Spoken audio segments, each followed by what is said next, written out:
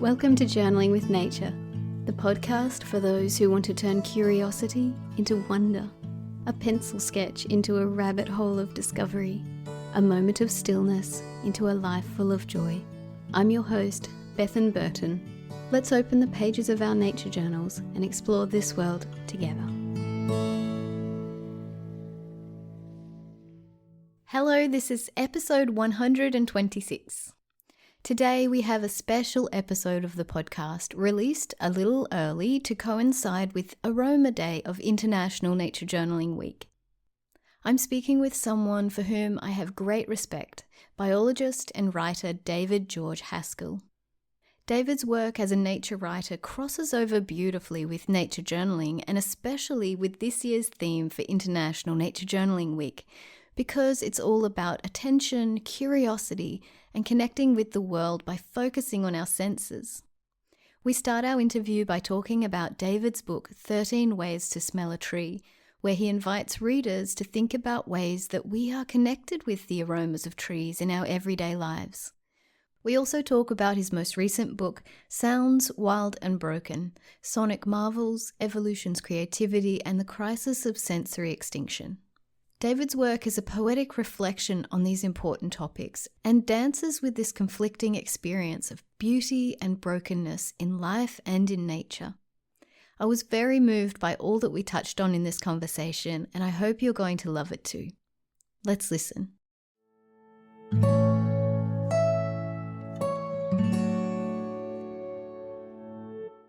David, thank you so much for joining me on the podcast. I am thrilled to be in conversation with you today. Thank you, Bethan. It's wonderful to join you. So I came to your work actually fairly recently, and it was through your book, 13 Ways to Smell a Tree. And it was a funny thing because I was preparing for a beach holiday with my family at Christmas time. And I was wandering in a bookstore, and I'm sure you and the listener have done this thing where you sort of just open yourself up to receive the book that you're meant to have at that point. And I was wandering around looking at titles, but with a really open mind. And I saw this book, 13 Ways to Smell a Tree. And of course, that was the book I needed to have. And that was the book that I read over the summer on the beach. And I thought at that time, I have to talk to this man because everything about that book just spoke to me. So that's how I came to your work. Well, that's wonderful. I'm glad to know those, happy coincidences, or maybe they're not coincidences. They're things that we're sort of ready to think or to hear or to read in a particular way, and our subconscious tells us, "Oh, this is something that I might benefit from." So, and I'm delighted and honored that you spent some time with that book. Of course, there are more than 13 ways to smell a tree, but I boil things down into 13, hopefully, interesting, compelling stories about what we might learn from paying attention to tree aromas. Absolutely. And the ways that our lives are intertwined in ways that we, I guess, forget about and don't pay attention to. But every day we can find somewhere where the aroma of trees is part of our day. It is, and often in ways that we, as you point out, that we forget about. I mean, one of the ones for me is just drinking a cup of tea. Yes. Right. So, a cup of tea is often how I might start the day, and it can be a social thing and so on. And we just think of it as this, a cup of warm, tasty liquid. It's got some caffeine and so on. Seldom do we think, oh, here I am connecting to a camellia tree. Yes. Because tea is made from the leaves of the camellia tree, picked by people, often not in our home community. So we're also connecting to people in other countries around the world who've picked the tree and are quite literally taking into our bodies the aromas, the taste, the caffeine, and so the texture of the plant. And then for the next few hours, in a way, we're hybrids. So as we think and we're energized by a cup of tea, we've become a plant-human hybrid in our nervous system. And aroma is a big part of that, because aroma is that direct connection from the molecules of the tree drifting through the air, and then they get in our nose, and boom, they light up in our consciousness. So aroma is this wonderful reminder, if we choose to be so reminded, of our deep interconnection with our tree cousins. Absolutely. And that's what it is all about when you say, if we choose to be reminded, because these are things we have the ability to pay attention to. And we'll talk all about attention soon. But first, so paying attention to your sensory experiences of being human has been a big part of your work, but it's also been something that you have done since childhood. And you talk about having your nose in books and other places when you were a child. And I always start my interviews going back and talking about early experiences of nature. Mm-hmm. And I'd love to hear about your early experiences of paying attention to your senses. Yeah, an aroma was one of those for me. I mean, we all have our particular things that delight us as kids. And for a lot of kids, it's bright colors, right? The paints, the crayons, things like that. For others, it might be sound, banging pots, spoons on pots, and making making more musical sounds as well. And without really thinking about it, I didn't think this was unusual, but I just like to smell things. And so I grew up in France, in Paris, in and around Paris, and there were lots of open markets. Every week or twice a week, people would bring their fruits and vegetables. There was a stand for cheeses and for fish and things like that. And of course, some of those aromas most of them are very pleasant. There are a few of them that are a little more unpleasant, like a really, really strong fish when it's warmed up a little bit, and hopefully not too much rotten fish or anything like that. But just wandering around the market was like sort of being in a kaleidoscope of aroma, because it was always shifting. First you've got the leafy vegetables, and then some shrimp, and then the goat cheese that's in olive oil and spices, and then fruits, and then the vendor has broken open an orange to try and attract people to buy their particular fruits and lemons. And extraordinary experience, and I just took great delight in that, because it was so direct. It was free, right? You didn't have to pay to smell these aromas, and it also came with the promise of good things, like Mm-hmm. I like to eat, and so there's nothing more juicy than a nice fresh apple or orange, or the promise of, wow, that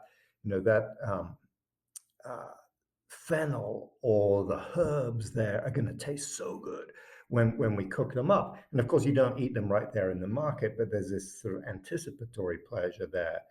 And books are another part of this. As a kid, grew up in a house with lots of books, and we had some magazines, and this was in the pre-electronic world. And so anything you read was going to be on paper. And every book had its own signature, and old paperbacks had an almost vanilla, woody kind of smell to them, whereas a fresh paperback was a lot brighter, with the kind of sharp smells of ink. Some of the magazines were actually kind of unpleasant. It was almost like walking into a chemical factory where you couldn't quite put a word to any of these smells. They just kind of burn the back of your nose a bit, because this is coated paper. So these glossy magazines, that every page has a very thin coating of plastic on it. So just like being in the market, the experience of reading, and particularly of like at Christmas time, somebody gave me a book, and I'd crack it open and stick my nose in there, because the aroma is freshest when you first open it up. After it's been opened a few times, it loses some of the immediacy of the aroma. So as a kid, I was always poking my nose into things, quite literally. But then, that went dormant for a long time, because in the educational system, we get put usually in these rooms that are sensory deprivation chambers. At least that was my experience. It's a room with four walls. You're meant to look at the blackboard or the screen in front of you. You're never encouraged to listen or smell or touch anything. It's all just through the eyes, and just learning stuff to come back on an exam. And that's fine. It's good to sit and learn some things sometimes. But we can learn through engagement with the senses as well. And then later on, when I could actually, when I was a teacher myself, I then had control over what we did in the classroom. So now I go outside with my students, and we smell things. We spend a lot of time listening to things, because sound is the great revealer, because unlike aroma, you got to be close to most Mm. aromas. Sound travels over a really long distance and goes through barriers, and it even works at night and when vision doesn't work. So then I started my own practice of listening and smelling and trying to pay attention to my own senses, and that became amazing food for my work as a writer, trying to tell stories about people and trees and forests and birdsong and frogs and things like that. What better way to engage readers than to give a vivid, rich description of it? And you can't describe it unless you yourself are paying Yes. attention. So so my childhood enthusiasms, I've been lucky enough to find an outlet for them in the present day. Yeah. And did you know from the beginning, was it a continuous line of knowing that biology and connecting with nature was going to be your career path? Did you know that from the beginning? No, I still don't know. Um, No, I went to college and thought, well, in school, I connected with biology, particularly evolution, where we can say, look at a tree or smell a flower or a leaf and understand that it's not just a story about the present moment, that every aroma, every being has a story that goes back hundreds of millions of years. And I loved learning about those stories. And biology, of course, is a great way of connecting to those. But I didn't have any particular plan about whether, I mean, maybe I should have done, about where that would lead. And I went on and did graduate school after that, again, without a plan of this is going to be my career, but this just seems like what I'm really interested in Mm. doing right now. Um, and then the same thing with my work, first teaching and doing research in biology, and then making a switch to wanting to share those stories of trees and plants and the living earth and the voices of the living earth in a way that wasn't just reaching the students in my classroom. And I then put together my love of reading and writing with my work as a biologist. But as a kid, I had no plan that I'm going to be a writer or a professor or anything like that. It just sort of happened. Doors opened or enthusiasms developed, and I just followed them. And who knows in 10 years what Mm. if I'm lucky enough to still be around, to what I'll be doing. Yeah. So I tend not to have long-term plans in that way, partly because it um, just feels like a lot of work to to have those and to be working towards them, rather than being present for the present moment and thinking more short term. I mean, obviously, as a writer of books, I have to have, like, when I commit to writing a book, that's several years worth of work that's ahead of me. But it's not like 20 years out sort of goal. Yeah. Yeah. And just letting the path unfold before you and being present with that is a beautiful thing. There's this central thread that runs through all your work, and it's about being curious and paying attention.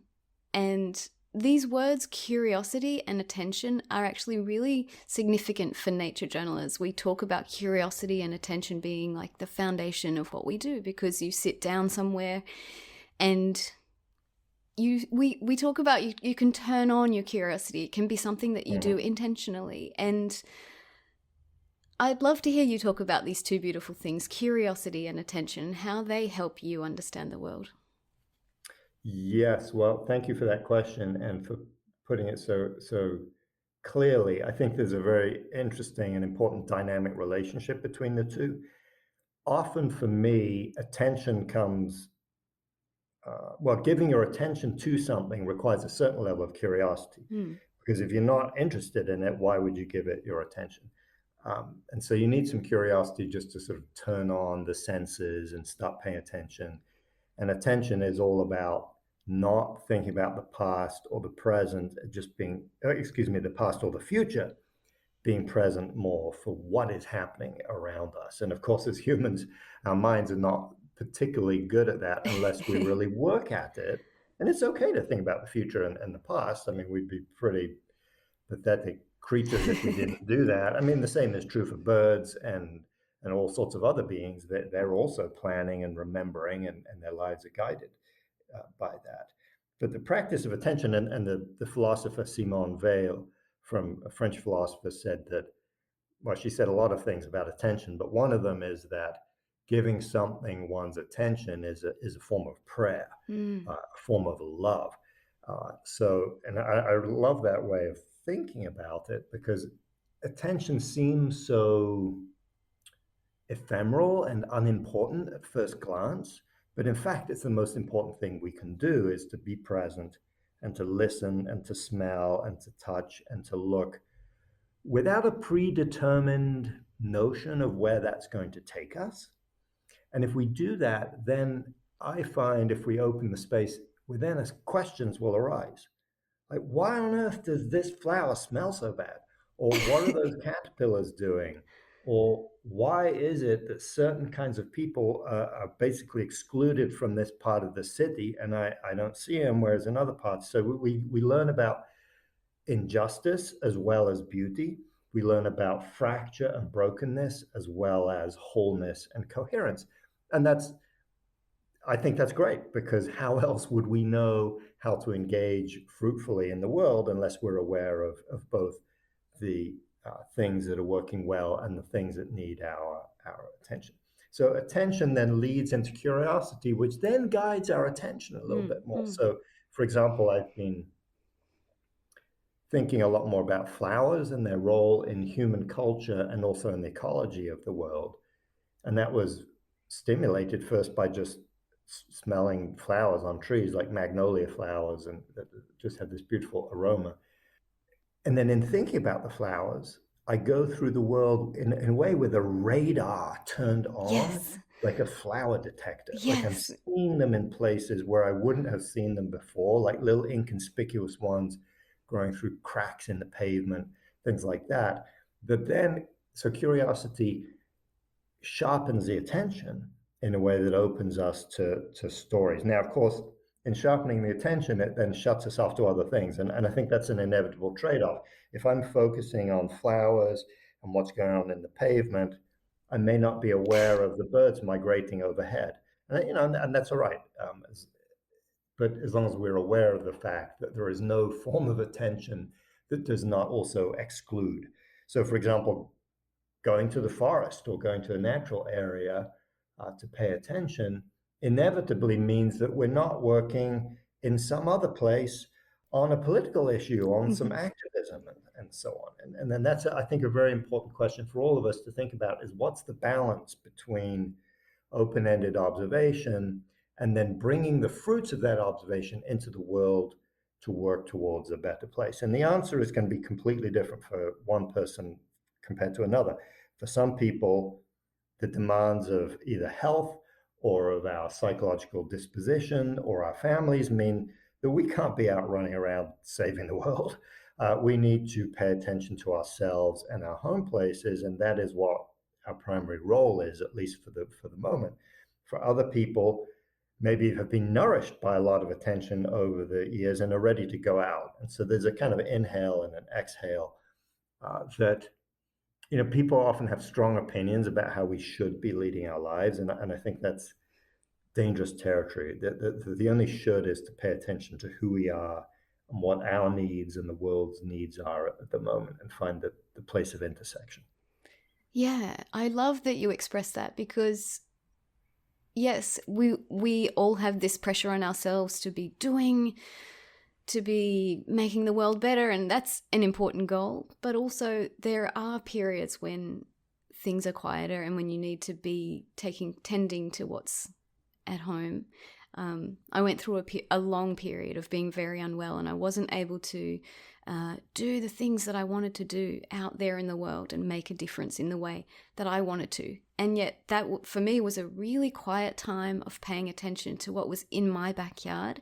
And that was actually when I started nature journaling as a way of life. And for me, that was a really important step. And it was kind of introspective. It was just me and my garden and my nature journal, and it was a beautiful time. And then there's other times for going out and taking action.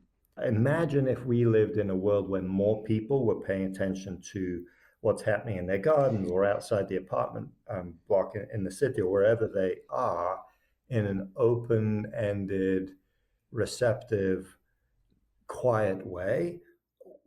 Our species would be so much better at living with other beings, and we'd be doing a lot less damage. And we live in a culture which values noise and action and vigorous anger far more than the discipline of, and by discipline I mean that in a good way, of taking it upon oneself, the challenge of being quiet and paying attention, so that when we do go out in action into the world, we're actually rooted in the reality of the living world instead of just the outrage of what we've read about in the newspaper or on social media or something like that. Yeah, absolutely. There's this beautiful poem by Mary Oliver, which is called Instructions for Living a Life. And it's a really simple poem, and it goes like this: Instructions for living a life. Pay attention, be astonished, tell about it.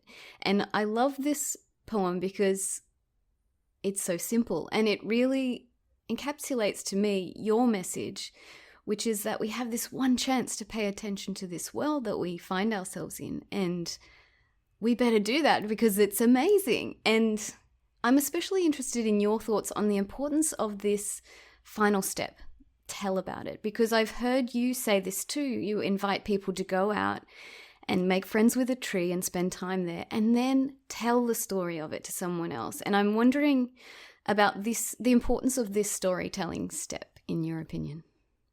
Yes, well, obviously, I have quite a bias here because my work is a lot about that storytelling, writing books about the more than human world and how people are interconnected with that.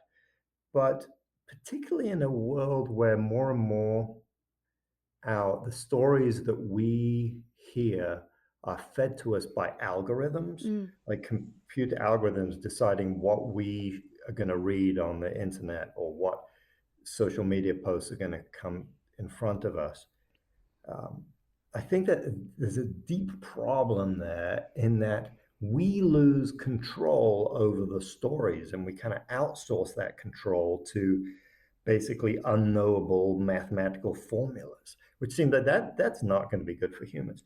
And so whatever it is, whether we're journaling in a very wild place or journaling about things that are very domesticated, like on an apartment balcony, growing some food, some herbs to share with other people or for our own cooking. Even if it's just sharing little fragments of that story with other people in conversation, like, oh, how are you doing today? Of course, we might talk about ourselves, but we could answer that question. I'm doing great because my little basil seedlings just germinated. Yes. Or, what are your plans for the weekend? Well, I'm hoping to go, do this and that with my friends. And I'm also really hoping to hear this particular bird because it's their breeding season, or this frog because they just woke up from their dormancy. Whatever it is, just little snippets brings the stories of other species back into everyday human conversation, not as grand manifestos or long books or anything like that, but just as the ordinary stuff of being a human being. And I think those little snippets are a lot more rich, of course, and grounded in reality when we're paying attention ourselves and taking delight. And it doesn't have to take a huge amount of time to do this, but it does take a kind of a deliberate act of the will, because I think often it feels a little awkward when we're in a human social situation. Like, I went to a little gathering in our with some neighbors the other day, and people were talking about the news and their kids and this and that, and to bring up other things like some frogs or the magnolia flowers just felt a little bit weird. So I have to sort of make myself do it. And by now people sort of expect it from me. But actually people were delighted with that, because it's amazing how many people who you would think have no opinion whatsoever about trees or birds, if you start talking about them, wow, they've got their own stories from their childhood or stuff they feel very strongly about in their own neighborhood or their own life. And I think in a time of ecological crisis, in a time where a lot of people feel alienated from the world and feel a deep sense of unease, yeah, telling these stories isn't going to solve all those problems, but it does put us back into the right kind of conversation. And it allows the voice of the living earth, what the birds are doing, the trees, how the aromas of the grasslands are this year, all of that to come back into human conversation where it needs to be, because we can't just learn about the so-called environment through scientific data. Not that science is wrong, science is really important, or through news reports and things like that. We need to be connected in our own lives through our own senses. And that's, I think nature journaling invites us into that in a practice that's semi-formalized, right? We're not just alone. We have other people to talk to about it. And we also have some kind of material goal, like we're going to do some sketches or write some notes down in a way that organizes our curiosity and gives us a place to return to, which makes it, I think, a lot easier to keep going in that practice rather than just relying on us remembering to do it. If we have an actual notebook or a little file open on a computer that we continually contribute to, that all of those things are little reminders to us to pay attention. Absolutely. And it makes me smile sometimes, the conversations I have within the nature journaling community about, the eyes of a grasshopper or this or that, very small details that maybe in a conversation at a dinner party might raise some eyebrows, but in the nature journaling community, it's completely normal to speak about that. But I love the idea of just widening that and realizing that other people that you haven't talked to about it will have their own stories, will have their own experiences, and it's a delightful thing to open up and bring into wider conversation. It is, and it's a form of love for the world. And it's also a form of activism, not in a sort of political sense, but in a way that changes the nature of people's perception that can only lead to good things. Absolutely, absolutely. So your book, Sounds Wild and Broken, was a Pulitzer finalist this year. I just wanted to say huge congratulations. That's thank you. Wonderful, wonderful. The book made me think about sound in a way that I hadn't before. And of course, not least that you say that for 90% of the world's history, there was no communicative sounds. And I never really thought about the history of sound like that, but it's incredibly fascinating. Yeah, that's, and that particular statistic actually blew me away when I was researching this book. Because of course, when the Earth first formed, there were no living creatures on it. So it's not a particularly radical thing to say that back then the only sounds were of waves and lightning and things like that. But even when life first started going with bacteria and single-celled creatures, they make sound. But as far as we know, no bacteria or yeast cells are communicating using sonic signals the way birds and humans and insects and some insects do. But then when complex animals evolved back in the Precambrian and the Cambrian periods, 600 million years ago, 500 million years ago, there's no fossil evidence of any sound-making devices on them, even though these animals have very sophisticated eyes and nervous systems and breathing organs and guts and mouth parts and things like this. So there's no shortage of anatomical complexity.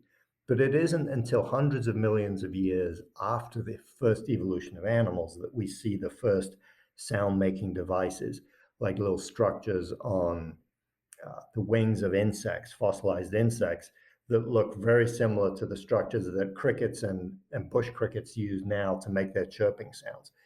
Those fossilize, and we can see that evidence.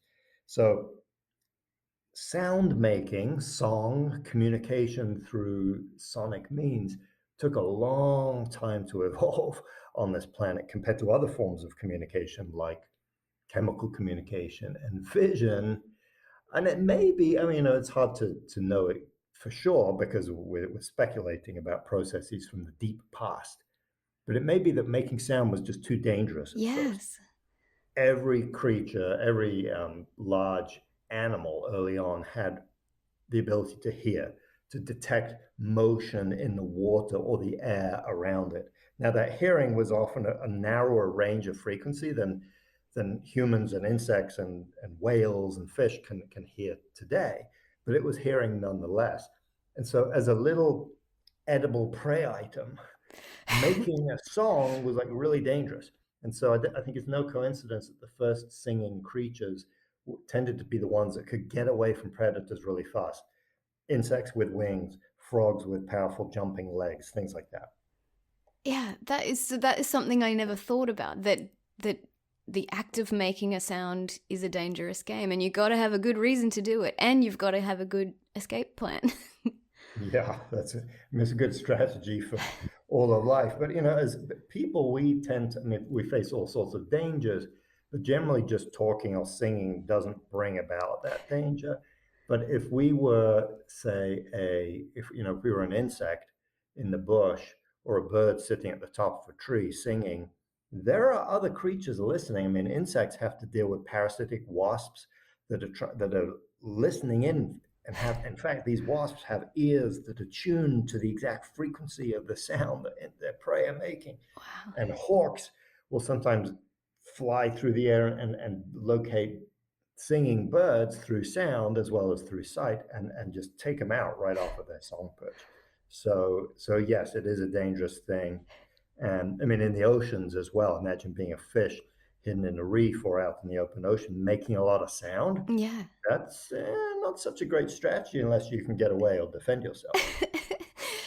A few years ago, you visited Brisbane and you visited Griffith University, and you had this beautiful conversation. I wish I'd been there. I didn't know your work back then, but you had this beautiful conversation with a local broadcaster, Indira Naidu, and I loved listening to this conversation. And it made me think about, because hearing you talk about some of the local sounds, in particular bats. We have these enormous, what we call fruit bats or flying foxes. They're very big, and in the summertime they're in the fig trees and they're making a ruckus. And hearing you speak about my city made me think about the sonic memories that I have, and fruit bats is one of the major ones. Yeah. Great.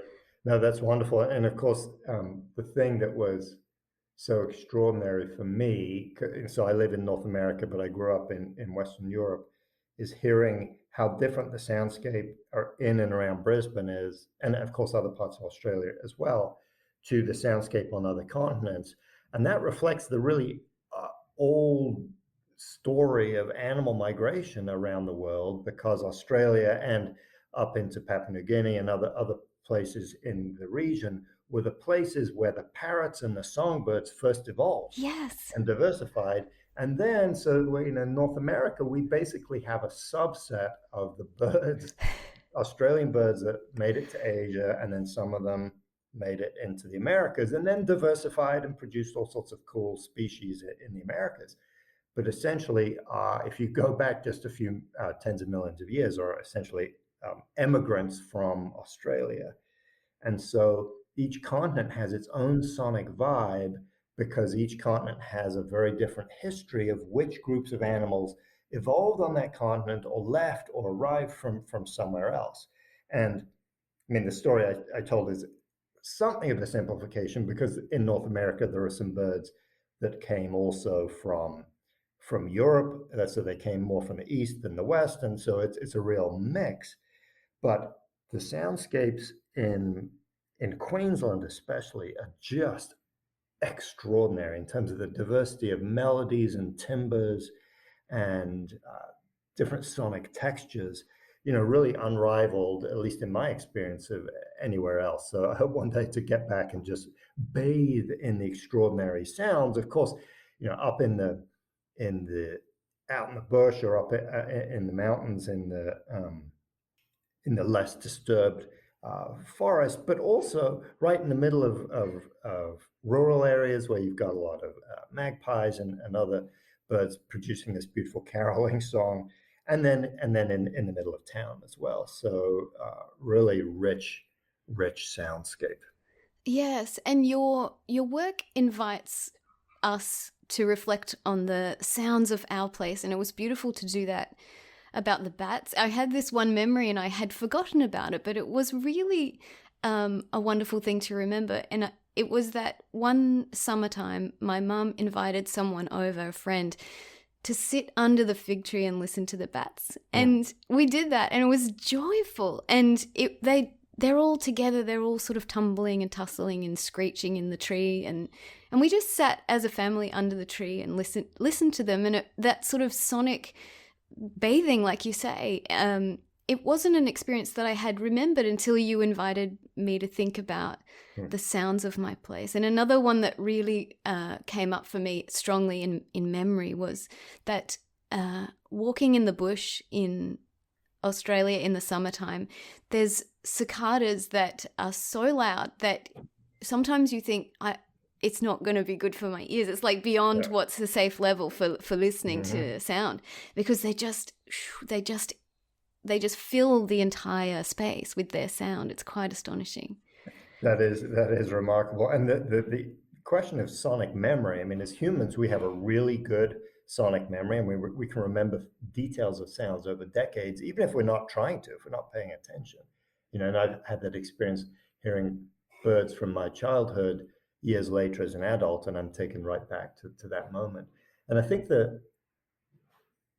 that quality came from our human language, first and foremost, right? To help us remember the meanings of language, but it also puts us in tune with the local environment and to other species, and presents a challenge. An invitation to us is to now share that with other people now.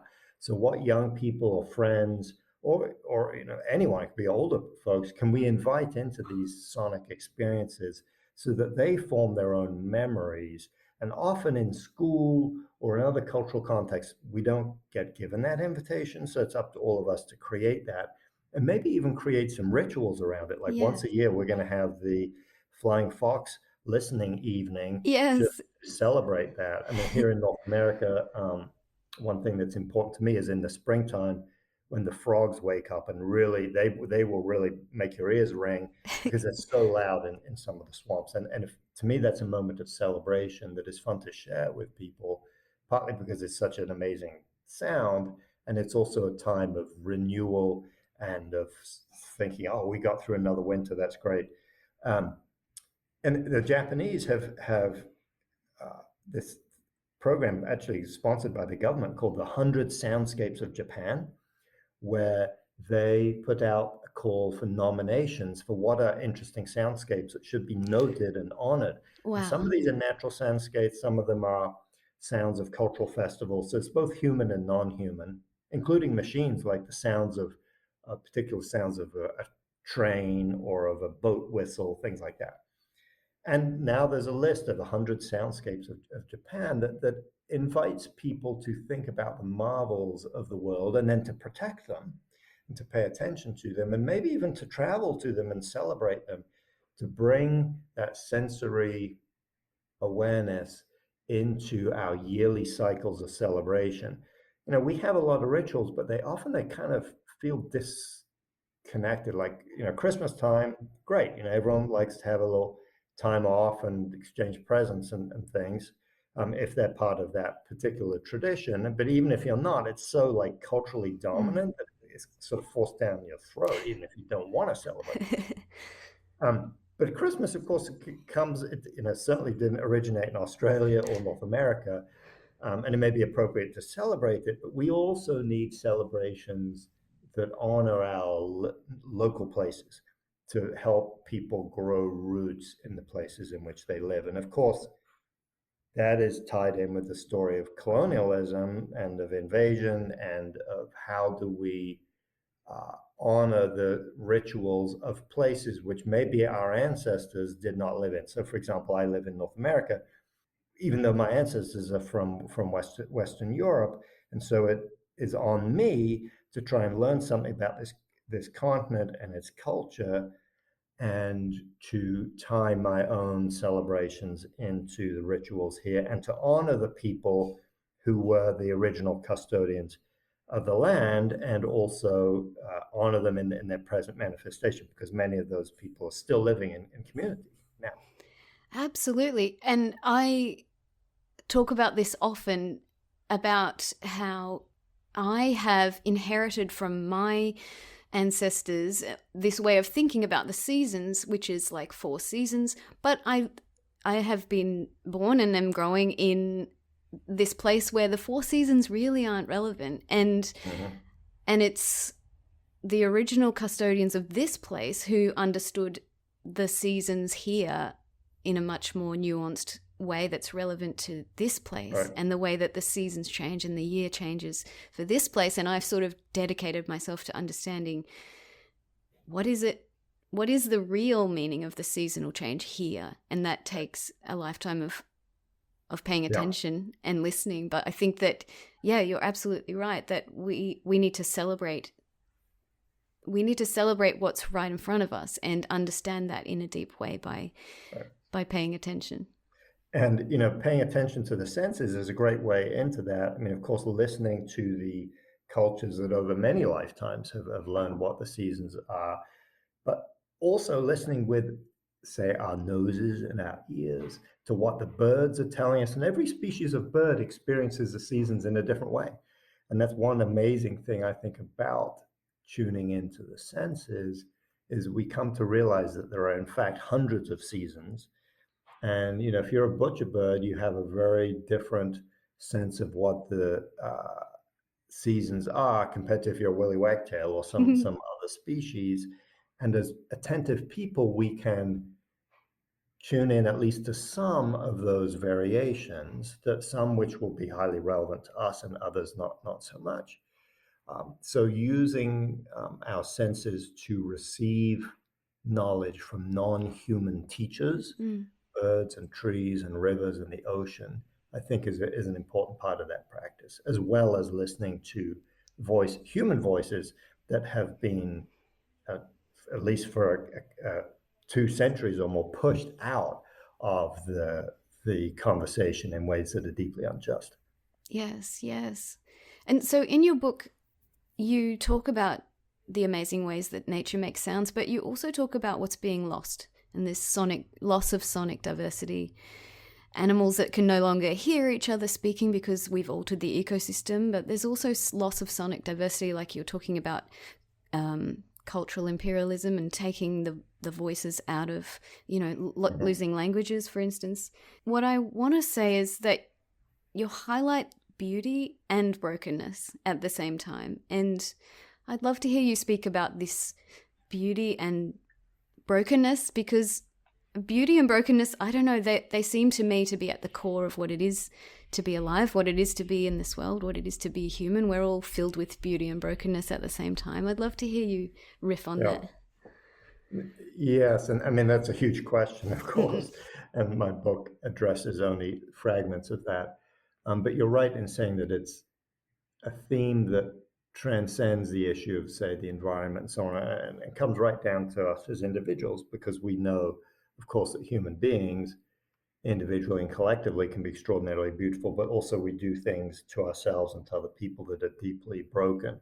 And we also, just by virtue of being alive, experience that, right? So hopefully most people have at least some experience of beauty in their life, but then we will all suffer and we will all ultimately die. And so we're caught in this tension between those two. And we're also caught, and as a biologist, I would say the process of evolution, which produces beauty and diversity, works partly through natural selection, which is about death for a lot of creatures, and non-random death. So some species and some individuals and genes pass on more copies of themselves than others. So it's this tension is really built into the rules of ecology and evolution. If I were a god, I'd try and perhaps produce some kinder rules, because there is the weight of pain in the world is really intense and hard to deal with. Tuning in with our senses to non-human beings allows us to connect with that in a way that I have found actually very helpful in making sense of living within that paradox.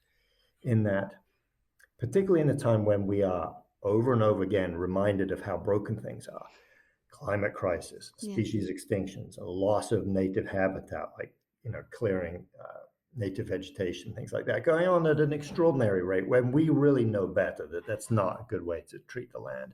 It's not provident for the future. What is missing often is a direct lived experience of the beauty and the worth and the joy of the natural world itself. And I think we need, given that we get hit a lot with the brokenness, we also need the experience, not just an intellectual understanding, but actually living the experience in our bodies of feeling the life force of the earth, feeling the diversity of expression of life, all the different, I mean, why does every bird have a totally different song? Why does each cicada sound different? How, the ones early in the evening are different from the late one in the evening because they're different species. Why is that? And how can I tap into some of that energy and feel renewal from that?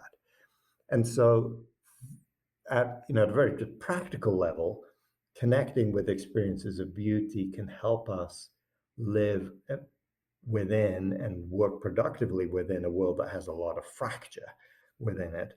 But I think more than that, more than just the practical utility of things, we're living actually inside the fundamental paradox of life, is that there's this tension between diversity and unity and brokenness and beauty and wondrousness. And we can't ever resolve that paradox, that life is not just necessarily all one or the other, although some days will be dominated by one or the other. So just like I've used this analogy before in our conversation, but just like the human breath has an inhale and an exhale, and one depends on the other, so too beauty and brokenness are inextricably linked, whether we like it or not. I personally actually don't like it. I wish there was a lot less brokenness, normal beauty. But that's how it is.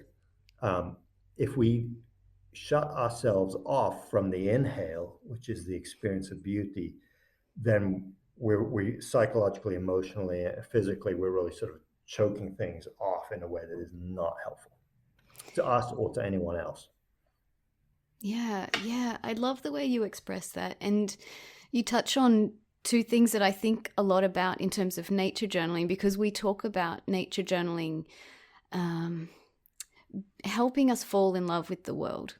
And you mentioned that about attention being love. And I think that is a really powerful thing to move people forward towards pro-environmental behavior. But I really do think that, I mean, out there's groups of young people coming together to form sessions where they talk about their climate anxiety, for example. There's a lot of people out there worrying. There's a lot of, and there's good reason to worry. But I do think that steeping ourselves in nature, it doesn't have to be in an untouched forest, but just making that connection, and it can be through nature journaling. It can also just be sitting in a park, paying attention. I think that coming back to that is an antidote for fear, because it reminds us, like, there is beauty here. Yes, there's a ton of brokenness, but look at this. Look at the bark on this tree. Feel that wind right now. Like, I think that can be, paying attention can be the thing that moves us forward, but also can be like the antidote or the soothing salve for the fear. Yeah, a way of taking care of ourselves and taking care of other people. And I think climate anxiety is very real and very important thing. And I think it's important to emphasize that these experiences of beauty don't solve or take away the anxiety. They give us a space in which to dwell in it in a way more completely, because part of what we need to do is grieve as well as celebrate. But looking at examples where people have faced very, very challenging problems in the past, how have we done that? And I'd say, for example, the civil rights movement in the United States, which is still ongoing. There's still a lot of racial injustice here in the US. But the civil rights movement had at its core a celebratory element where people were gathering together in song as not a way of dismissing or saying, oh, there's no problem here, but realizing that as human beings, we need to connect with one another and to recognize that the reason we feel anxiety or fear or anger is because we're losing something that is worth loving and that is worth hanging on to. And if it's worth loving and hanging on to, we should give ourselves the gift of experiencing that, and particularly of inviting other people into it, not as a band-aid or a sort of easy solution, but as a fundamental part of what it takes to love the world and to fix the crises that we're facing. Yeah, that's really powerful and moving. You were on the TEDx stage and you gave a talk that I found really moving. And you, in this talk, you said that the fundamental unit of biology is relationship. And this is really significant. I'd love to hear you talk about that. Yes, well, TEDx I found it a paradoxical place to present that idea, because TEDx is founded and TED is founded on the idea of the red dot, where you have one individual up there on the stage presenting some wisdom or insight or something like that. Whereas my point was that individuality in a way is an illusion. And I used as an example a tree leaf. We look at trees and we think they're such individuals, but in fact, a tree is a living community. Inside a tree leaf, there are dozens of species of fungi, hundreds of species of bacteria that are essential for the function of that leaf to protect itself from parasites and to fight off drought and things like that. Same with tree roots. They live only in relationship with the other living beings in the soil, sometimes very deep, intimate, reciprocal relationships. And what is true for trees is true for us as well. Our bodies are not just made of human cells, they're made out of bacterial cells. And even our minds, that place where we sort of imagine ourselves to be the most alone, the human mind emerges as a conversation between human nerve cells and cells in our gut, like gut bacteria that determine whether we feel happy or sad. That's a product of a living community. And even a thing like a thought, like if I think of a bear or a flower or a whale, there isn't a nerve in my brain or even a collection of nerves in my brain that have whale written on them. the conscious experience of thinking about a whale or a bear or a cup of tea, any of those things, emerges from interconnection between neurons that are firing back and forth multiple times per second. And through relationship between those neurons, we have the subjective experience of the thought of a whale or a cup of tea. The same is true in the tree's body, through the relationship between the tree's cells and the cells of other creatures like fungi and bacteria. The tree gains its life. So all of life is about networked relationship. And biology has sort of taught the opposite for 150 years, that the fundamental unit of life is that the individual gene or the individual organism, the individual species. And those are powerful ways and useful ways of looking at the world, but they are limited, because an individual is just a temporary node in a network of interconnections. And so ecology and evolution are really about shifting relationships and interconnections as much as they are about the life and death of individuals. And I think that view, it's not unique to me. Lots of other people, including a lot of philosophical traditions, have pointed out that individuality and the self are in many ways illusory. But that shifts our thinking about ethics, because then the fundamental question of ethics is, how should I be in right relationship with others? I should point out that even like the periodic table, where we name elements that seem, they're called atoms. It's a fundamentally atomistic view. What is each element? Well, it's made up of relationships between electrons and protons, and those electrons are entangled with other electrons. And so even in the place that seems most atomistic, the periodic table, which is literally made out of atoms, relationship is fundamental within that. And so I didn't talk about that in the TED Talk, but I think we see this importance of interconnection even in the places that seem most individualistic, like in the study of atoms or the Mm-hmm. study of individual genes and things like that. A gene, you can't understand a gene without understanding how the gene is in chemical conversation with all the other genes in the genome. Yes, I love this idea. And you got me thinking about even the experience of the senses. I mean, sound connects one organism to another. One organism's making the sound and it's coming to my ear. Scent, the same thing. Taste, I'm taking something else and putting it inside me and making it part of my body in that way.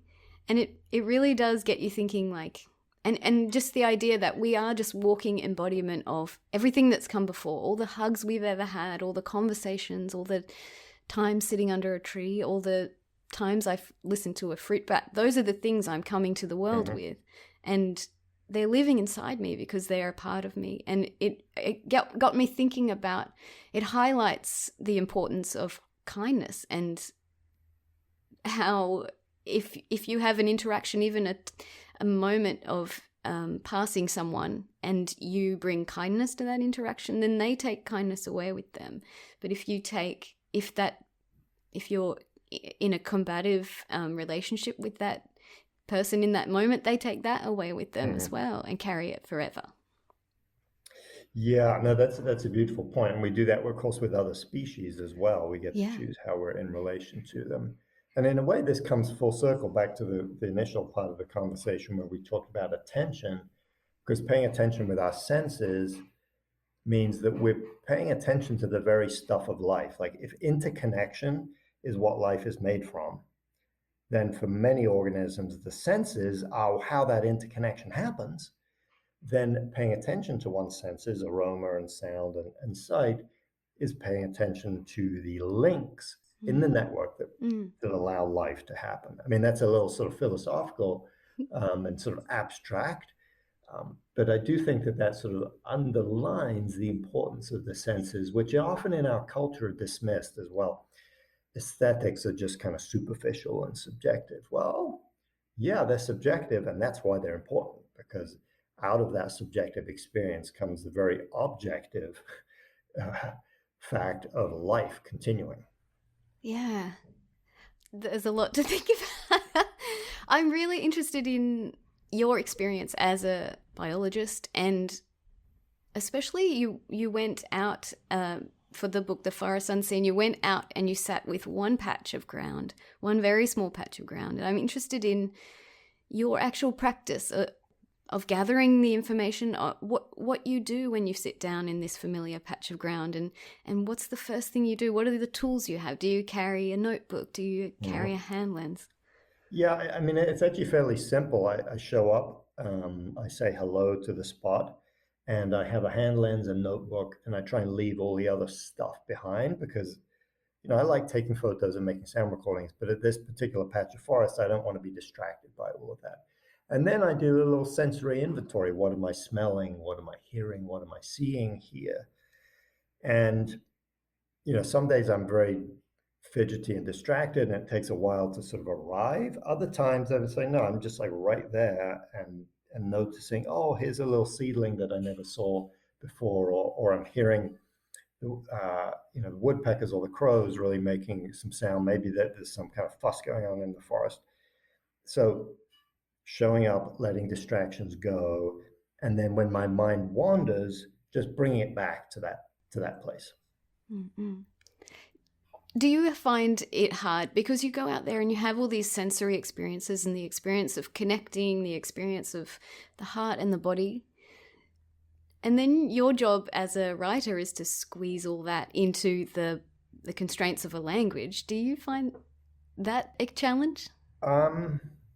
It is, although, there's no way that language can fully replicate the experience of being somewhere. And that's fine. I don't have any pretensions or even try to sort of achieve that.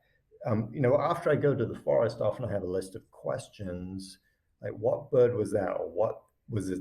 Why did the tree smell this way? And so I'll then go to the scientific literature and read up about things. You read what other people have written about this in scientific papers.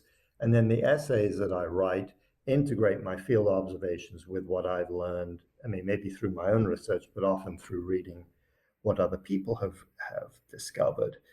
And then the challenge as a writer is to make that story flow in a coherent way for people who they don't know what I'm going to be talking about. So I need to set the scene, introduce the characters, introduce what the fundamental question is. And then often in my writing, I'm kind of riffing on what it might mean for, what does this tussle between the ants and the caterpillars that I just observed mean for the nutrient cycling in the forest, or for the evolution of birds, or for human ethics? How should we humans be good neighbors and kin to the forest? So the observations are really a fuel for that curiosity, and which I usually explore through the scientific literature. I've heard you describe yourself as a student of other writers and creatives, and I'd love to hear who have been your biggest influences. Well, it's a very long list because I read a lot of things. I mean, as a young person, I read Rachel Carson and E.O. Wilson, who were very influential. Although, in no way am I trying to replicate or sort of imitate their style. Annie Dillard, who wrote Pilgrim at Tinker Creek and other very significant books, really opened me to the lyricism of writing about the more than human world. I'm using the term more than human world, which reminds me of David Abram, who came up with that term, who wrote The Spell of the Sensuous, a really, really important book. Lately, I've been reading a range of books that I found quite inspiring. Sumana Roy, who wrote How I Became a Tree, a very insightful reflection on trees and human culture and her own life. Irene Solà, a poet, a Catalan poet, who wrote When I Sing, Mountains Dance. Really beautiful. That's not a work of nonfiction, it's a work of fiction, but really incorporates the voices and the feels of the mountains. Kathleen Jamie is a Scottish essayist and poet who really writes very beautifully and with great degree of precision in her observations about the world, and about and wit and insight into how we humans are, all the curious ways in which we relate to one another. Amitav Ghosh wrote The Nutmeg's Curse, a recent book that's not really so much a book of natural history, but it really talks about colonialism and how the non-human world, like trees in particular, have intersected with colonialism and colonial violence and human culture, and a very, very important book that I think everyone should read. Being a Beast by Charles Foster, a British writer, where he quite literally tries to live like a series of other non-human animals, eating earthworms and things like that, in a way that he realizes is absolutely absurd. But in that absurdity comes to understand the limitations of what it is to be human, and the ecology and inner lives of these other beings. Gina Ray LaServa wrote a book called Feasting Wild, which is about the search for so-called wild food, and she's very much aware of the limitations and the changing nature of what wild even means anymore. So, and really beautifully written and very very sophisticated, layered work. So those are a few books that have been amazing in the deep past, but also more recently, that I've found interesting and inspiring. Thank you. I'll put a list of your favorites in the show notes for the podcast so others can chase them up and have a read as well. I would love to finish off by, sometimes you give an invitation to connect. And one thing that I love about your work is that it reminds us that we're not so much disconnected from nature as it can feel like sometimes, but we've forgotten that we have always been connected. And I love how you don't vilify cities. You say that cities are an important part of living as a human population in a sustainable way, and that when we pay attention, we can find amazing things in the city. I'd love for you to maybe extend an invitation to how others can remember that we've maintained this connection all the way through. Yes, well, maybe I'll give a two-part invitation. One is to do it in the kitchen, is to think about the ecological origin of spices or tea or food. And some of them, of course, are fairly obvious. We might know where the wheat was grown, inland. But wheat has an amazing origin story. It's actually a merger of multiple different species of grass that have been then tended by humans for thousands and thousands of years. Or some of the spices and teas and coffees that we might drink trace their origins back, and then bring the thought of those origins into the experience of enjoying a cup of tea or enjoying a piece of bread or some pasta that's made out of wheat. So, of course, eating and drinking is one of the most fundamental things we do ecologically. We're quite literally taking other species and the soil and the air into our bodies. So bringing awareness into the practice of eating in our kitchens. And I think it's just amazing to know some of the backstory of those beings. And now, luckily, with the internet, it's pretty easy to read up on the history of wheat, for example. The other thing would be to pick a tree in if you live in the city, just in your neighborhood. If you're out in a rural area or in the suburbs, and find a tree close to where you live and return to it repeatedly with open senses. Smell the tree, put your fingers on the tree's bark, listen to the sound, the different sounds of wind in the tree and the different sounds of wind through the seasons, just with an open-ended receptivity, not expecting that you're going to get any like major insight or enlightenment or sacrament out of this. Instead, just enjoying being for like just a few minutes a week in the presence of this tree. And if you feel called to, sketch it, write about it, take that observation further, but minimally take some of those observations back and share them with others, maybe in your family or your friends. Talk a little bit about the story of wheat or of tea. Introduce people to your newly befriended tree and see where those human connections lead. David, thank you so much for joining me. It's been amazing, and I'm so happy to be able to share this conversation during International Nature Journaling Week. Thank you. Thank you. It's a delight. And thank you for your work spreading the thoughtful engagement with nature journaling, which I think is just really remarkable. So I'm honored to be in conversation here with you. Thank you.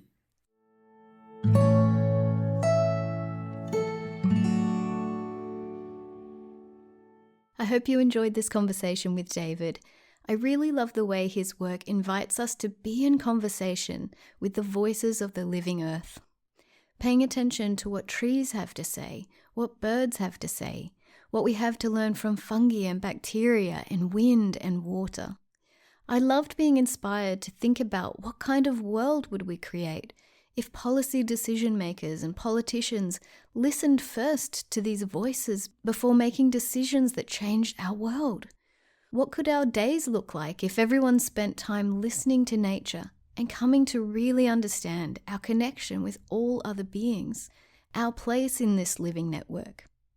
I invite you to go to the show notes of this podcast episode, where you'll find the list of books and authors that David mentioned, and do pick up a copy of one of David's books. His writings and reflections on these topics will move you for sure.